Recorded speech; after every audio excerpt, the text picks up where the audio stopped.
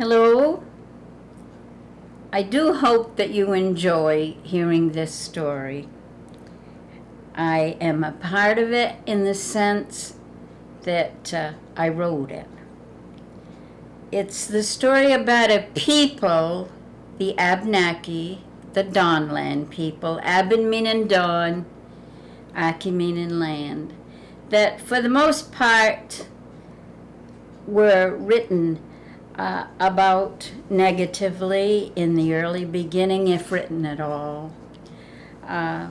We were the people who met the Mayflower. History did not start with that wonderful ship. The history in the eastern United States and in all the United States started with us.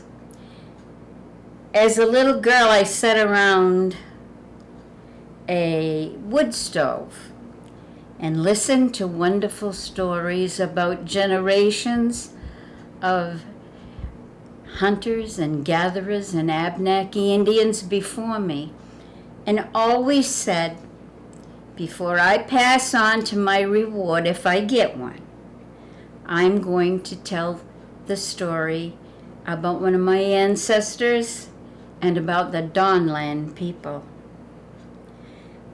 Well, I have seen 79 winters. I finally did it. I did it a while back, and when we were able to go and appear places, people seemed very interested in what I had to tell them. Prior to this, the Abenaki people didn't have a voice. And I was very proud to say that I would be the one to give them one.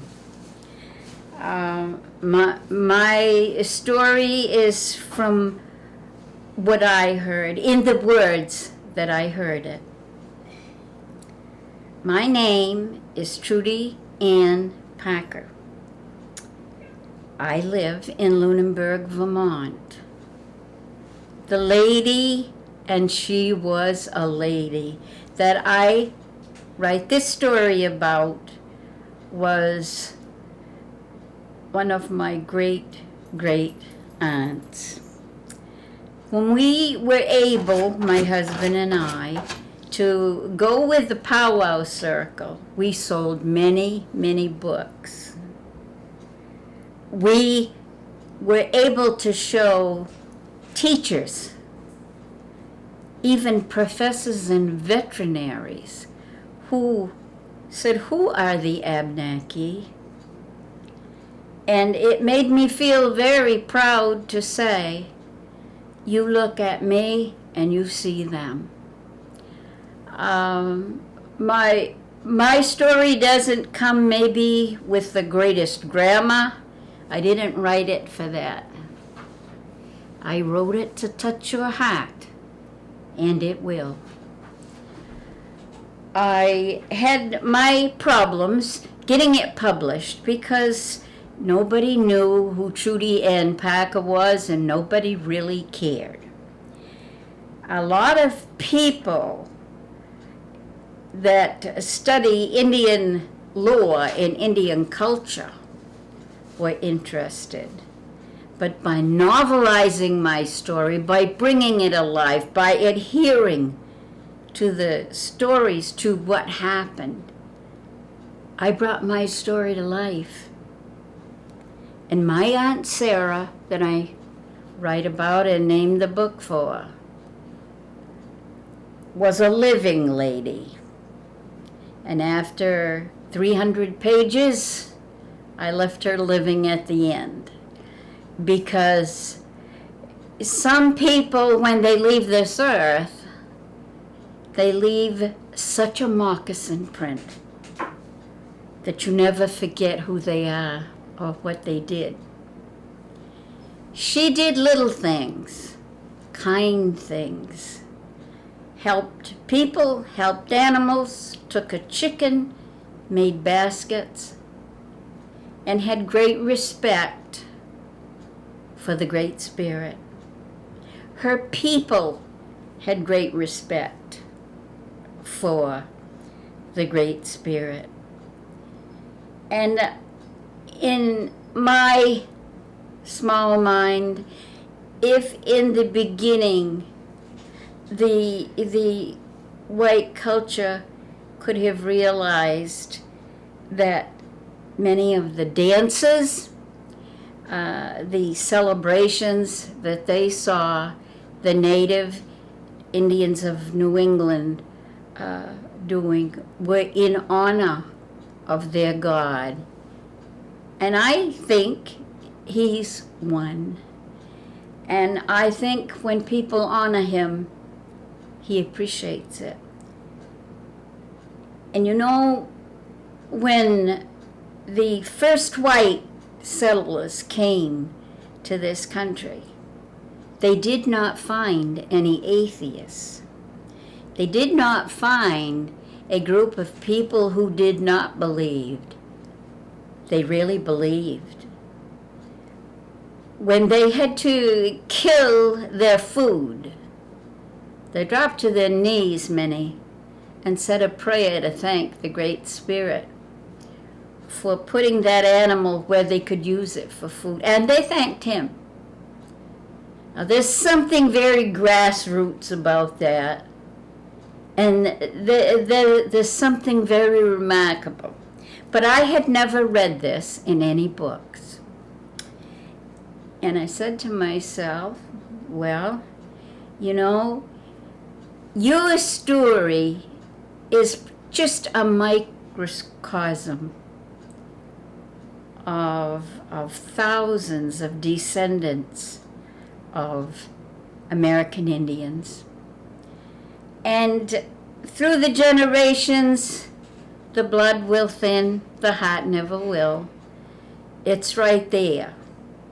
It's beating to the beat of a drum, like the human heart.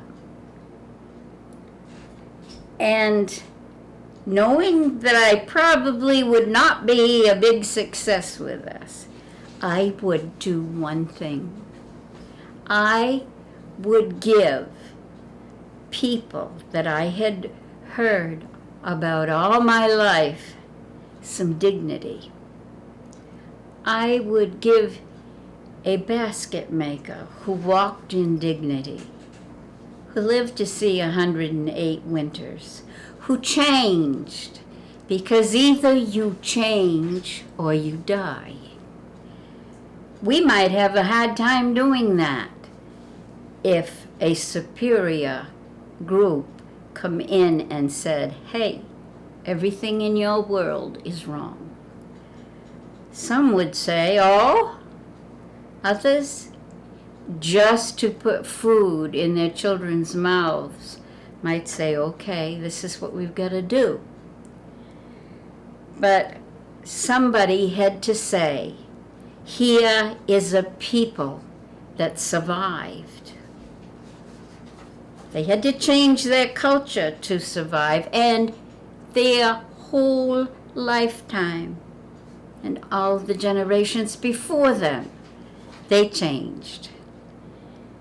And you know, we still have a lot of Native American descendants running around the United States of America. And I'm very proud of that. Because this was a people who could not write, were illiterate. But they didn't forget too much. And that is what I wanted to do with this book.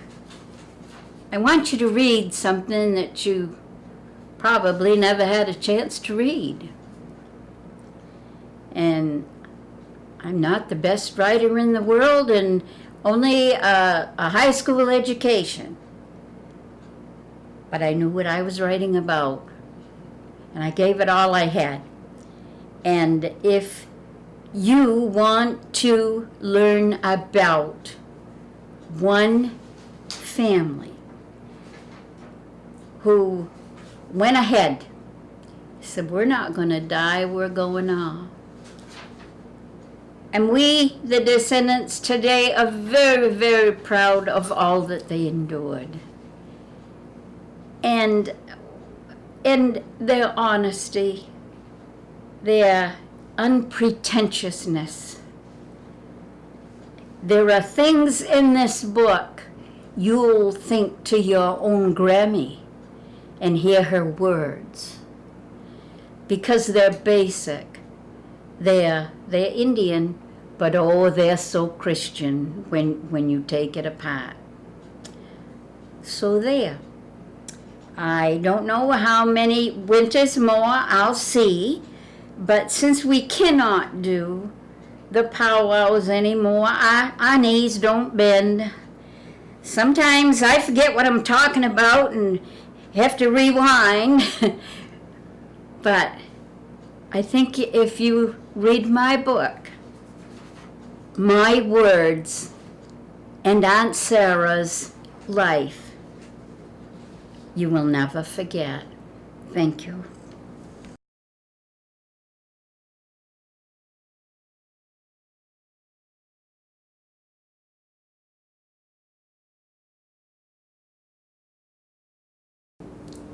I'm Shirley Hook. I'm with the Kawasaki I'm the Council of Chiefs. And I'd like to introduce Trudy Parker. She's an elder in our tribe, and she has written a number of books, and her advice has always been good for our tribe. So this is Trudy Parker, and this is her book she wrote, Aunt Sarah. This would be going back for me because all I remember is Christianity and being taught Catholicism, and my father's people in their belief, who were native peoples of Vermont. They were Native Americans, Abenakis. And they would be considered, and were. They were called either heathens or people who didn't believe in a God or a hereafter, which was a terrible misconception, because when the Vikings or whomever landed on these shores, they did not find a people that weren't God-fearing. The Native Americans, in their own way, they didn't have a Christian God, but they were smart enough to know that somebody somewhere was bigger and mightier, and what they were. There were no atheists.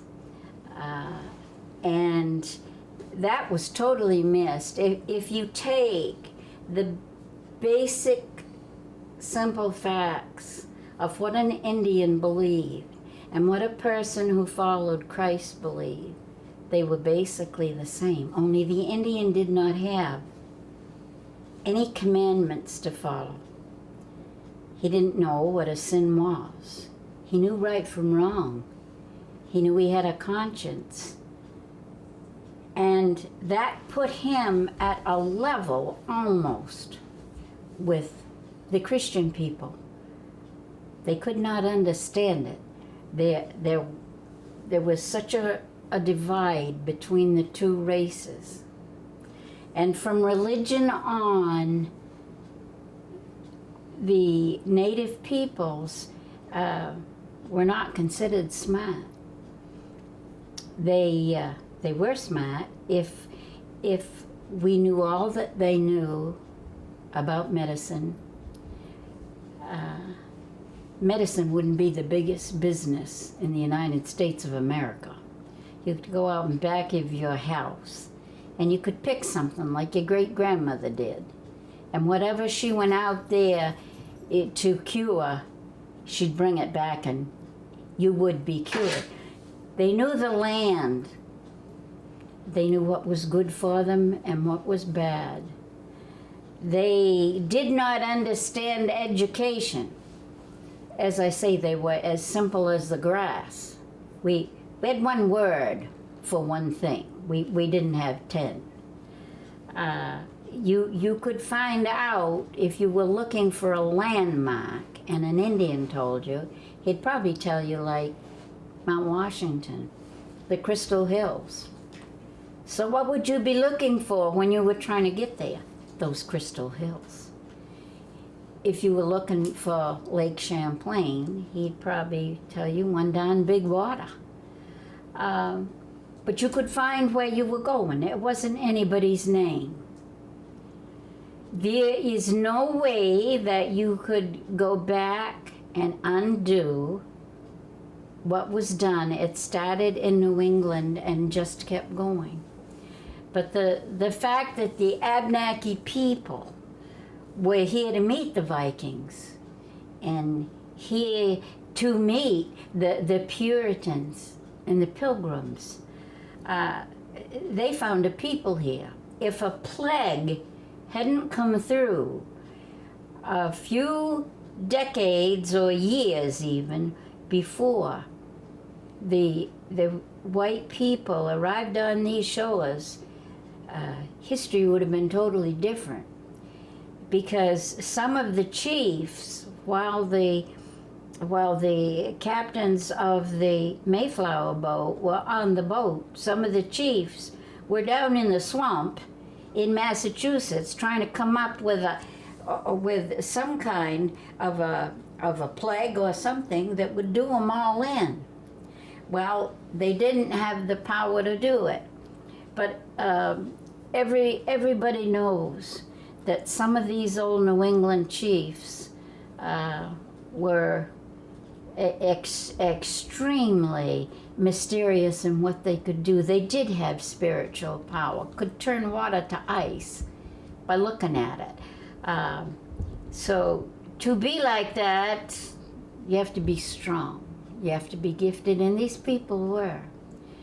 But the Abenaki nation has come back like the phoenix. We could not come back as a whole people because that blood, like all Native Americans, is mixed now with everything. But it stays. It never dies. Even if it's one drop, that drop is very precious. And in my family, you were taught to be very proud of that one little drop. It may be all that's left, but it's left. And until the last of your family goes to sleep, it will stay. For all of our people, it's been going back. And education, our children weren't dragged off like the Western kids were and sent to boarding school and abused like no other Americans were. We did not experience that. We did not get our little mouths washed out with soap and water. We were not told, you come, you're not a demented people. You come from a proud people, and you be proud, and you hold your head right up. That was inherent in us, but never told to us. And now, through the grace of God, our people say, what were we like? We were like we are now. Some had hateful dispositions. Most were the most generous people that I have ever met. And they love to laugh. You think the Irish have got a sense of humor. Let me tell you, your Native American, when you gather around a fire, can hold his own. So, and they were not a people who liked to talk. They were not a pretentious people. What you see was what you got. If you couldn't handle it, well, that wasn't a reflection on us. That was a reflection on you. But now, all of our young people, they want to go back. they have the right to go back. I hope God will guide them every step of the way. When I do my talks, I always say, you know, I'm here and I'm French and I'm Irish and I'm Scottish and I'm Abenaki, and all of these things make me who I am. You take one away and I'm not a whole person.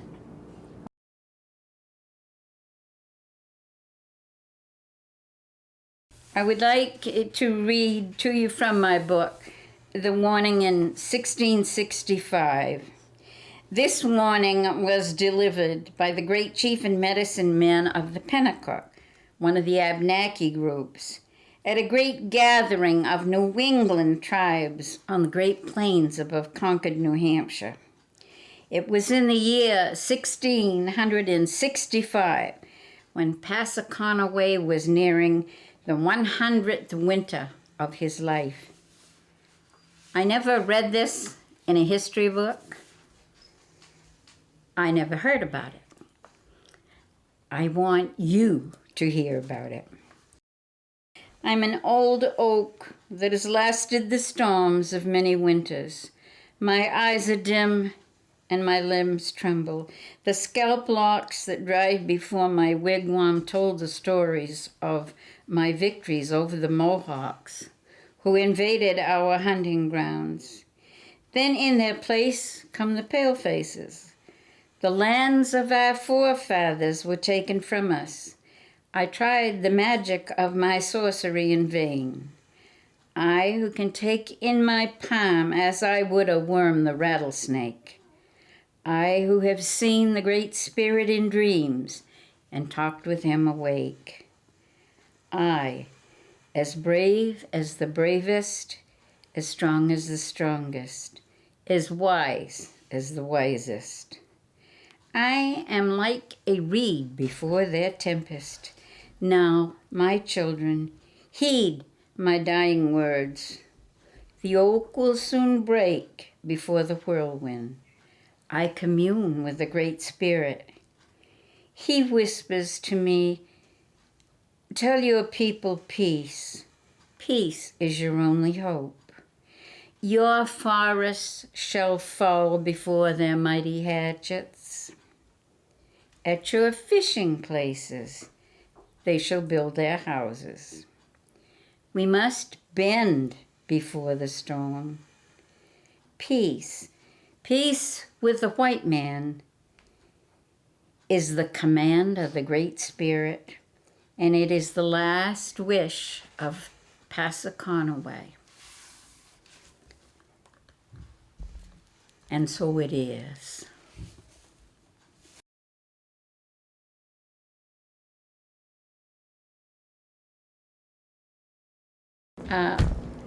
Let me tell you about Chief Passaconaway's last ride.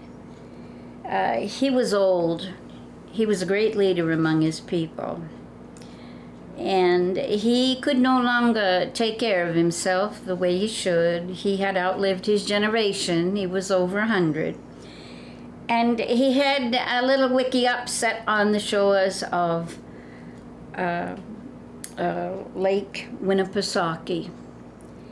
And he couldn't keep his fire going like he used to when he was young and had use of his limbs and legs. So it was burning really low one night. And all of a sudden, Chief Passaconaway heard a howling. It was a wolf howling, but it was different than anything he'd ever heard before. He thought a while, and the next thing he knew, the howling came closer and closer, and the north wind blew across that mighty lake. And all of a sudden, he heard a noise outside, and a wolf teen, a beautiful silver wolf teen, had landed in front of his teepee. And he looked out, and he said, they kept looking up towards the Ajayachuk, the Crystal Hills, Mount Washington. And he said, they're acting like they want me to get on that beautiful sleigh. That Travis sleigh that they had the most beautiful furs he had ever seen. But this Travis had been sent for him, this beautiful sleigh. And so he went out and he got on the sleigh. And trappers who were camped along the shores of that mighty water, they heard the strange wailing and calling of the wolves. And they thought it a very eerie sound, and for all their years of trapping and being out in the wind and at the mercy of the cold, they couldn't get over that sound. They heard it. Chief Pastor Conaway went out and he covered himself with the furs, and he said to the wolf team, take me away, because wherever I'm going, the Great Spirit has sent for me. And the wolves took off, crying across the wilderness, and away they went into the sky. When they got high enough in the sky, the sled exploded like into 1,000 stars, and Chief Pastor Conaway went home. It was his last ride, but it was one that long after he was gone, that the trappers told their children. Thank you.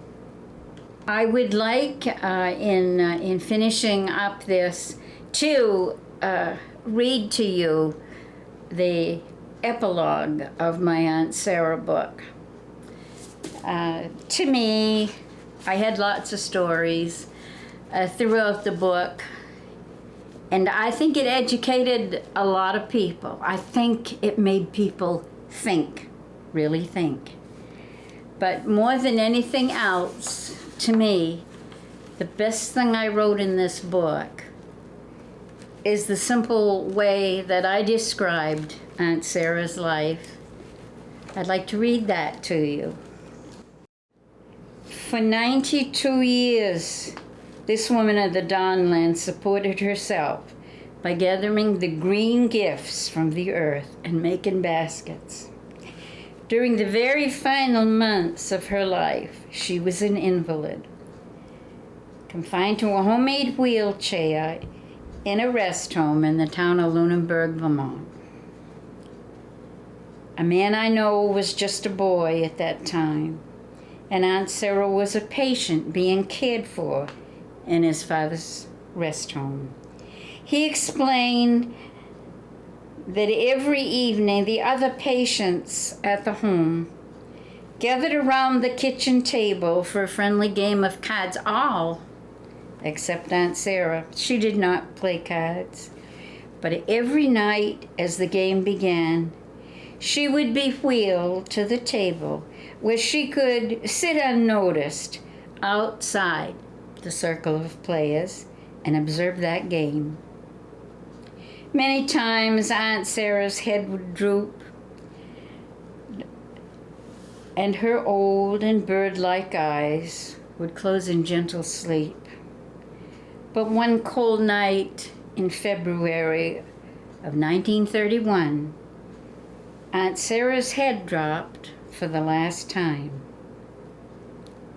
She had died so quietly that no one realized that she had slipped away and gone to her last sleep, except that small boy who noticed that Aunt Sarah's eyes were open.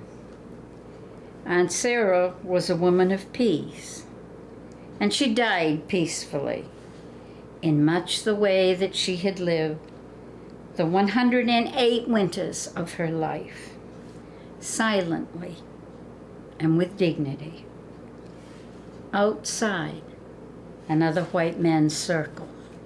looking in. Trudy Ann Parker.